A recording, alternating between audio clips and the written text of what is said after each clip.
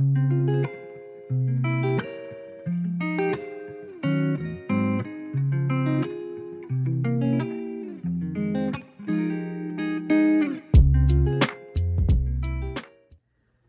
hey friends, welcome to Life Groups, and appreciate you watching today. And today we're going to talk about solitude. Man, what a word! That's kind of a weird word. You're probably not used to hearing that word. We're going to explain what it means here, in just a minute. But we're talking about growth and the importance of solitude.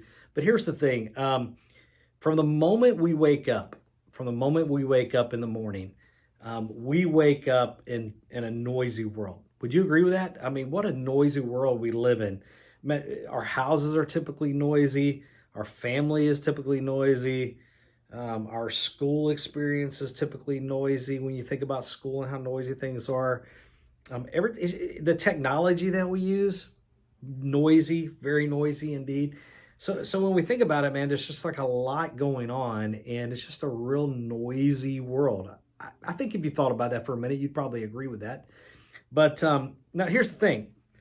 That's not to say that all of that noise is bad. So this is not a lesson that says all those things are bad, because family's good and school's good. Well, it can be good. But you get what I'm saying? And I'm not saying that all technology is bad or that all social media is bad in itself. But the thing is, when we have so much stuff coming into our lives, all of that noise, it can lead to some problems. And here's a few things. Here's some examples for you. For example, too much noise can lead to anxiety.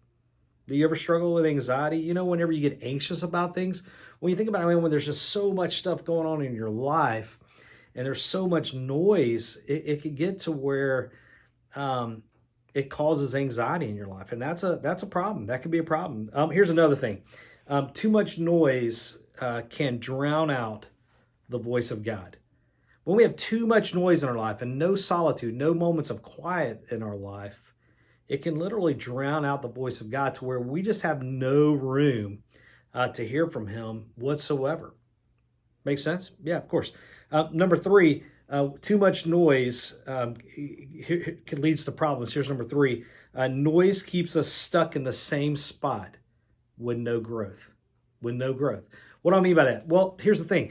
If there's so much noise in your life and there's no room for anything else, what ends up happening is you just get stuck in a particular spot and you don't grow any. You don't grow any personally, you don't grow any spiritually, because you're just stuck in that same spot all the time. And again, that's a problem, right? So you want to be careful about that. Now here, this word solitude, again, big word. But here, let's define it real quick. Here's the definition.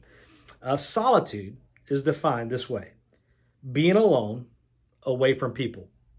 Being alone, away from people. Now, the kind of solitude that we're talking about today, though, that you're talking about in your life group, is a spiritual kind of solitude, though. So that means being alone, but with God. Makes sense? So it doesn't mean that that you're completely alone and you're not even trying to hear from God. But the kind of solitude we're talking about, it's being alone, away from people, away from all the noise, but yet being able to hear from God. That should make sense, okay? So the big point that we want to think about today, and what I want you guys to talk about in your life group as you discuss this thing, is simply this. The main point is this: finding solitude in a noisy world connects us to God and leads us to a more peaceful life. Finding solitude in a noisy world, it connects us to God and leads us to a more peaceful life. And that's going to be the ultimate key and the ultimate challenge, is that we're able to find solitude, because it's not as if all of a sudden the world's going to get super quiet. So the key is that we're able to find that solitude in the midst of crazy. How do we do that? Well, Jesus gave us a great example, right? So here's the thing. I want to read scripture to you here real quick. Just found in Mark.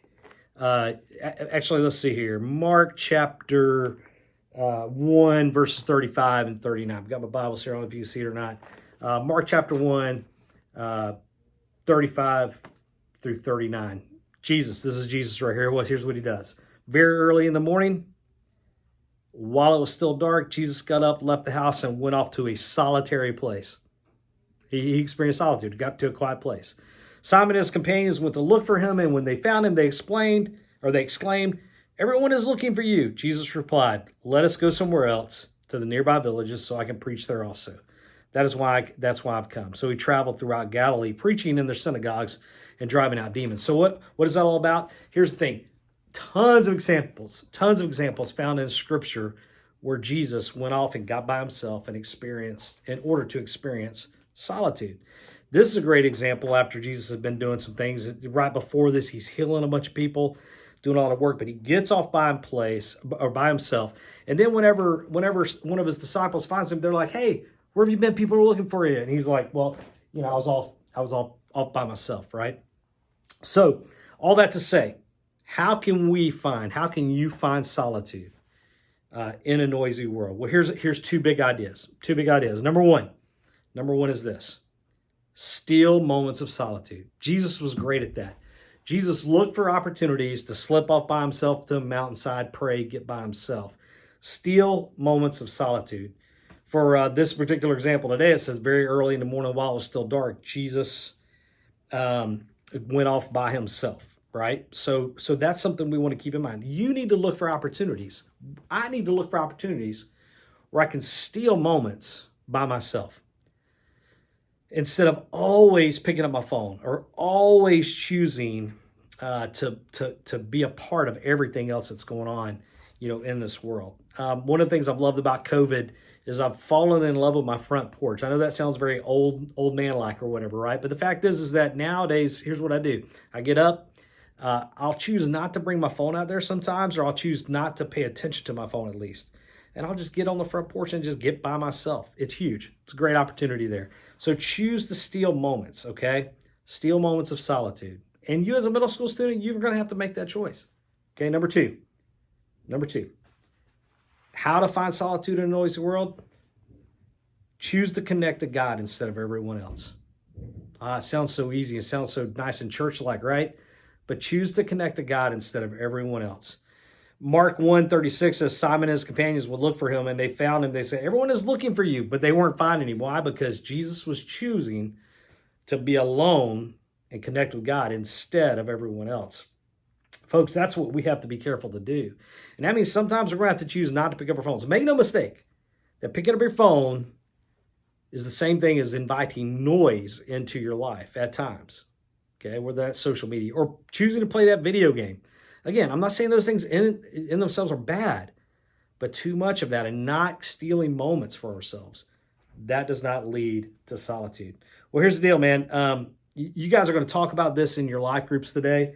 You're going to look at some scripture and talk about the importance of solitude. But I do believe this. I do believe that if you really do want to experience growth, which is what this overall series is talking about, you're going to have to figure out how to have moments where you shut out the noise and get along with God. Matter of fact, here in a week or so, you're gonna have an opportunity to talk about what it means to actually spend alone time with God, and you'll be able to take this and go even a little bit deeper in it. Hey, thanks for listening today. Love you guys. Miss seeing all of y'all in person, but we're slowly getting back. So pay attention to Instagram and all the stuff that's happening. All right, talk to you soon.